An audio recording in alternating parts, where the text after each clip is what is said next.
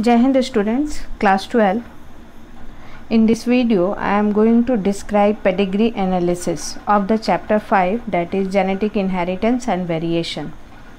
As we all know that last topic is going on and I have already taught you chromosomal disorders.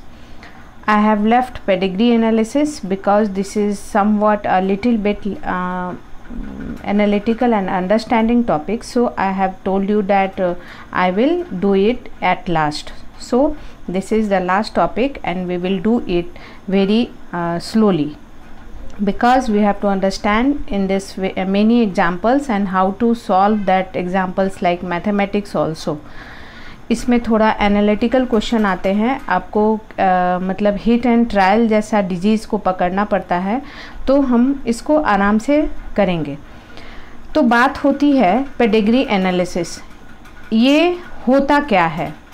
पहले तो genetic disorders हम जानेंगे जो कि होता है म्यूटेशन से. यहाँ पे इसके पहले हमने म्यूटेशन पढ़ा था.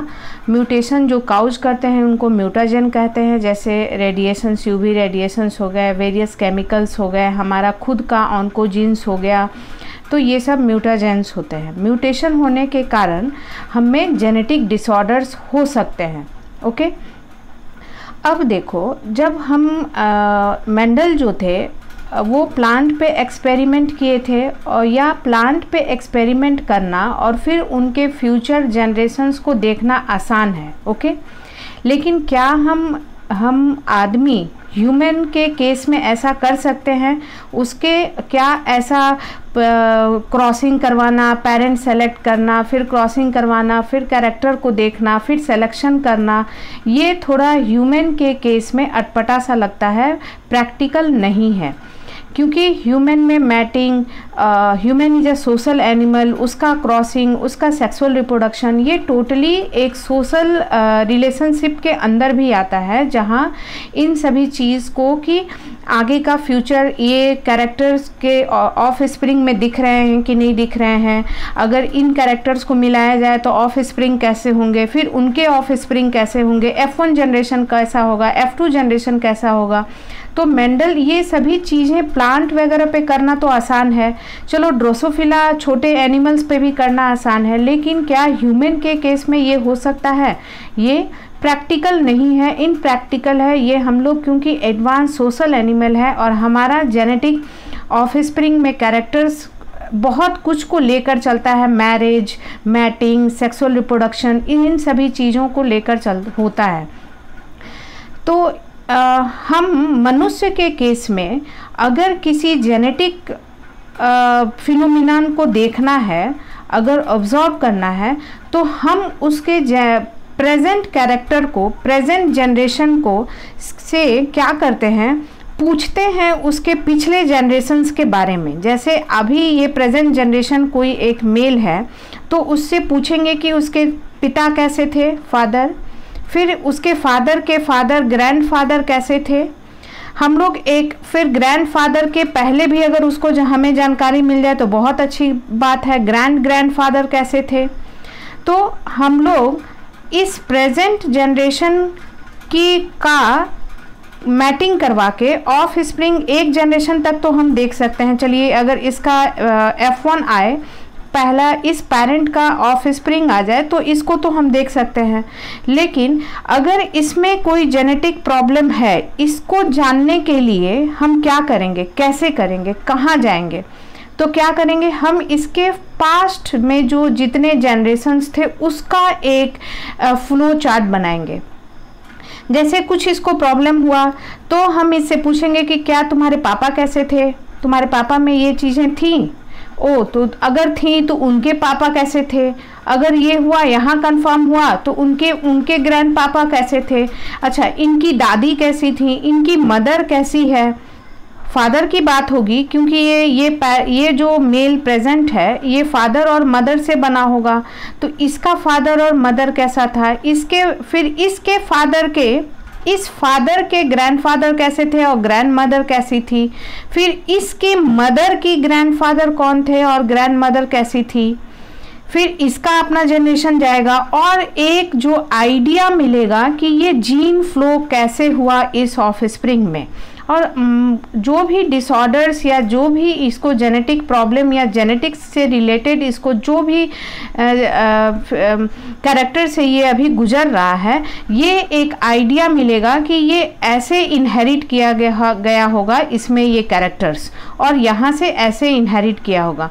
तो आप जब ये चार्ट बना रहे हैं तो एक फैमिली डायग्राम बन रहा है, एक फैमिली फ्लो चार्ट बन रहा है, जिसमें ये भी होगा कि अच्छा इसके आपके पिता के कितने बच्चे हुए, क्या आपके भाई बहनों को भी ये प्रॉब्लम है या कुछ ऐसा कुछ है, या आपके मदर के कितने भाई बहन थे। तो एक आपका ट्री बन जाता है जब हम लोग ह्यूमन के केस में जेनेटिक डिसऑर्डर्स पढ़ने की सोचते हैं। तो क्योंकि ये एज लाइक पी प्लांट या किसी भी छोटे मोटे प्लांट या ड्रोसोफिला की तरह हम लोग इतना जल्दी तुरंत मैटिंग करवा के फिर ऑफ स्प्रिंग, फिर उसको मैटिंग करवा के फिर ऑफ स्प्रिंग नहीं बना सकते, because there is many social hindrance and impractical for us. ये बातें हमारे लिए प्रैक्टिकल नहीं है। यहीं से बात आती है पेडिग्री एनालिसिस को, जो हम ये काम कर रहे हैं कि किसी प्रेजेंट जनरेशन से उसके पास्ट जनरेशन्स के बारे में पूछते हैं और एक डायग्राम बनाते हैं ताकि उसका जेनेटिक कैरेक्टर पता चल पाए कि वो जो प्रेजेंट जनरेशन है वो कैसा जेनेटिक कैरेक्टर को वो इनहेरिट कर रहा है। इसी चीज़ को, इसी फ्लो चार्ट को हम लोग पेडिग्री एनालिसिस कहते हैं। आप यहाँ पे पढ़िए, the idea that disorders are inherited has been prevailing in human since long. हम लोगों को ये पता था बहुत दिनों से कि जो डिसऑर्डर्स होते हैं और जेनेटिक डिसऑर्डर्स होते हैं वो इनहेरिट होते हैं। This was based on the heredity of certain characteristic features in the families. और ये जो डिसऑर्डर्स हैं ये किस पे डिपेंड है, कुछ कैरेक्टरिस्टिक्स फीचर्स होते हैं जो कि हेरिटेबल होते हैं, और ये कैरेक्टरिस्टिक फीचर्स कहाँ होते हैं, हमारे जीन में होते हैं। After the rediscovery of Mendel's work, practice of analysis inheritance pattern of traits in human being began. जब मेंडल्स की रीडिस्कवरी हुई और हमें पता, मेंडल्स का जो एक्सपेरिमेंट था वो हमें प्रूफ हुआ कि मेंडल जो कहे थे कि there is something that is inherited in the parent और in the offspring, that become, जब ये प्रूफ हो गया कि yes the Mendel was right and yes कुछ ना कुछ है जो कि ट्रेट जो फैक्टर है वो इनहेरिट हो रहा है। इसके बाद पेडिग्री एनालिसिस पे और रिसर्च होने लगे, क्योंकि ये फैक्ट हो चुका था कि जो ये कैरेक्टर शो करेगा ऑफ कोर्स इसके पेरेंट्स, ग्रैंड पेरेंट्स और ग्रैंड पेरेंट्स और उससे भी आगे के पीछे के जनरेशन्स से जेनेटिकली ये इन्फ्लुएंस्ड होगा, क्योंकि पास ऑन होके इसमें कैरेक्टर आया है। Since it is evident that control crosses that can be performed in pea plant or some other organisms are not possible in the case of human beings, ये जो कि हम अगर पी प्लांट के जेनेटिक कैरेक्टर को जानना चाहें तो तुरंत हम किसी पी प्लांट को सेलेक्ट करेंगे, उससे पी बनाएंगे, कुछ 6-7 दिन के बाद प्लांट्स आएंगे, 1 सप्ताह या 2 सप्ताह वेट करेंगे या 1 महीना वेट करेंगे, कुछ वेट किए उसके फ्रूट बनेंगे और फिर हम कैरेक्टर्स को देख लेंगे। लेकिन ये ह्यूमन बीइंग के केस में पॉसिबल नहीं है। So an analysis of traits in a several generation of family is made and it is called as pedigree analysis. In the pedigree analysis, the inheritance of a particular trait is represented in the family tree over generation.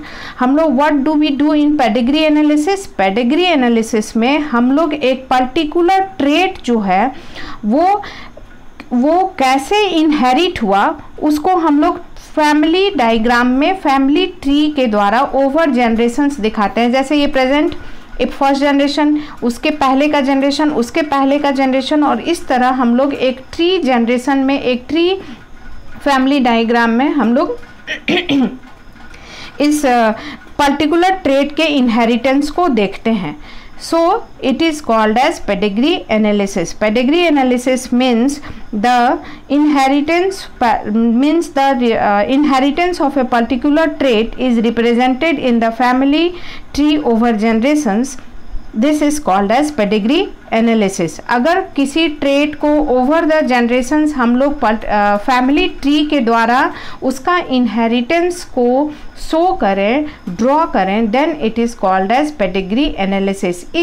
Pedigree analysis is a diagrammatic representation Pedigree analysis is a diagrammatic representation of inheritance of a particular trait over a generation, and the diagrammatic representation is called as family tree. Diagram, जो diagram बनता है ऐसा, उसको हम लोग family tree कहते हैं. Now human genetics जो है ये स्ट्रॉन्ग टूल है किसी भी जेनेटिक डिसऑर्डर का पता करने के लिए, क्योंकि अब हम यहाँ से पकड़ लेंगे कि ये कैसा जेनेटिक फ्लो किया है इसमें और इसके आगे के जनरेशन्स कैसे हो सकते हैं. तो किसी भी जेनेटिक डिसऑर्डर को पता करने के लिए हम लोगों को के पास पेडिग्री एनालिसिस एक स्ट्रॉन्ग टूल है. ओके, नाउ अब जब हमें पेडिग्री एनालिसिस जब हम पढ़ते हैं तो ये ग्रैंड पेरेंट, ग्रैंड फादर, ये ऐसा कुछ यूज नहीं करते हैं. ये जो पेडिग्री एनालिसिस है ये एक फ्लो चार्ट है जिसमें हम डायग्रामेटिक सिंबॉलिक रिप्रेजेंटेशन करते हैं जनरेशन्स का, मेल फीमेल का, मैटिंग का, ऑफ स्प्रिंग का, सारे चीज़ का जो होता है वो एक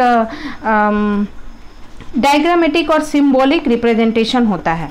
ओके, तो जब हम पेडिग्री एनालिसिस में किसी मेल को रिप्रेजेंट करेंगे, मेल वो ग्रैंड पेरेंट हो, ग्रैंड खुद वो प्रेजेंट जनरेशन हो, ग्रैंड पेरेंट हो, कोई भी हो, अगर मेल है तो स्क्वायर बनाते हैं छोटा सा.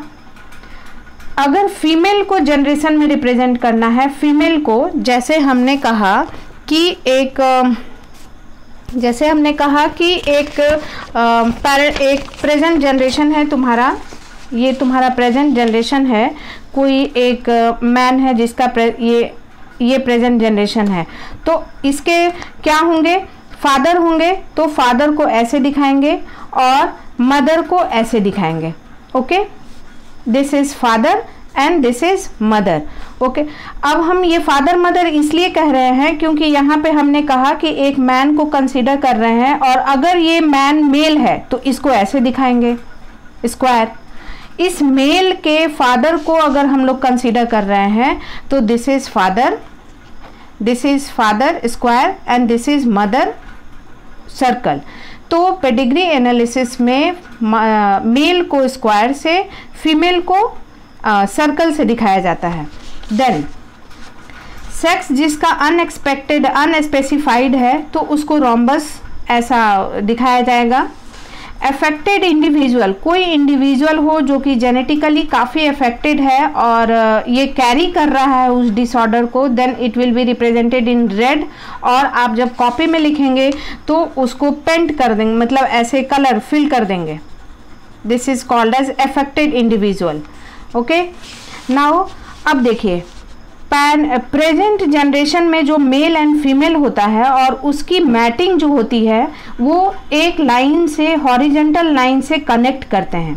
This is may be called as in layman language कि इस मेल की इस फीमेल से शादी हुई. Okay, this horizontal line represents the marriage और रिप्रेजेंट्स द मैटिंग. मैरिज नहीं कहेंगे तो मैटिंग हुई है, तब इनके ऑफस्प्रिंग आएंगे. तो the horizontal line between female and male represents the mating sexual reproduction. Okay, mating between relatives, इसको यहाँ डबल लाइन से दिखाएंगे और इसको कंसंजीनियस मैटिंग कहते हैं. ये टर्म आप लोग याद कीजिए, रखिएगा, एग्जाम में आ सकता है, डैट मैटिंग बिटवीन रिलेटिव्स. अब देखिए इस मेल एंड फीमेल की मैटिंग हुई तो इसके ऑफस्प्रिंग होंगे, इसके चिल्ड्रन होंगे. जितने चिल्ड्रन होंगे उसके नीचे एक पैरेलल लाइन ड्रॉ करके और उतने चिल्ड्रन को दिखाया जाएगा. मेल एंड फीमेल, अगर मेल होगा सन होगा तो स्क्वायर और फीमेल होगी तो डॉटर. तो मानिए कि हम लोगों को एक जनरेशन दिखाना है पेरेंट का. ओके, तो एक मेल होगा, उसकी मैटिंग होगी फीमेल से, फिर इसके ऑफस्प्रिंग होंगे. तो ऑफस्प्रिंग जो है आगे वाला जनरेशन नीचे की ओर दिखाते हैं और उसके पहले का जनरेशन ऊपर की ओर दिखाते हैं. जब इनके बच्चों को दिखाना होगा तो हम ऐसे एक वर्टिकल लाइन से फिर एक लाइन ड्रॉ करेंगे और जितने इनके बच्चे होंगे ऐसे दिखाएंगे. अगर मानिए इस मेल और फीमेल की मैटिंग से 4 बच्चे हुए, 1 boy 1 female, then again boy, then again female, means ये पेरेंट हुए और ये उनका ऑफस्प्रिंग हुआ. ठीक है। नेक्स्ट जनरेशन हुआ, ये मेल हो गया, ये फीमेल हो गई, ये मेल हो गया और ये फीमेल हो गई। अब आप ये बात सोशल रिलेशन भी कभी कभी ध्यान रखिएगा कि अब आप इसमें तो मैटिंग करा नहीं सकते हैं, दे आर ब्रदर सिस्टर। इस जनरेशन में ये कितने भाई बहन हुए, 2 भाई 2 बहन, ओके। अब इनकी अगर मैटिंग दिखाई जाएगी तो अब सोचिए कि वो कहीं अलग फैमिली के जनरेशन से, वो अगर ये लड़की है तो इसकी मैटिंग जो होगी या मैरिज जो होगी ये किसी अगर अगले दूसरे जनरेशन के लड़के से होगी, मे बी अब इसका फादर कोई और होगा और इसकी मदर कोई और होगी, ओके।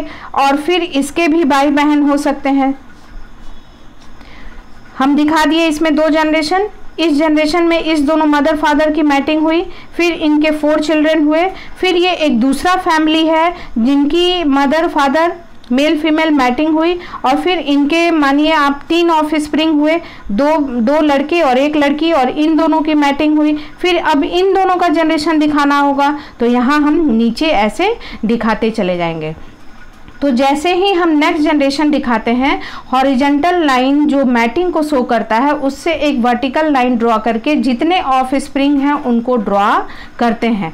अगर कोई ऑफस्प्रिंग इसमें अफेक्टेड है तो उसको कलर कर देंगे, अनअफेक्टेड है तो सिंपल छोड़ देंगे, मतलब उसको अगर वो जेनेटिक डिसऑर्डर कैरी नहीं कर रहा है देन।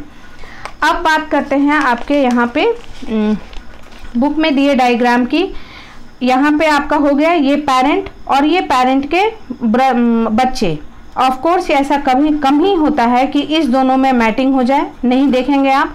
जब भी इन दोनों की मैटिंग हो गई तो एक अलग फैमिली का जनरेशन बनेगा और फिर उनका एक अलग जनरेशन बन के एक पेडिग्री चार्ट बनेगा, तब इन दोनों की मैटिंग दिखाई जाएगी, क्योंकि by social they are brother and sister.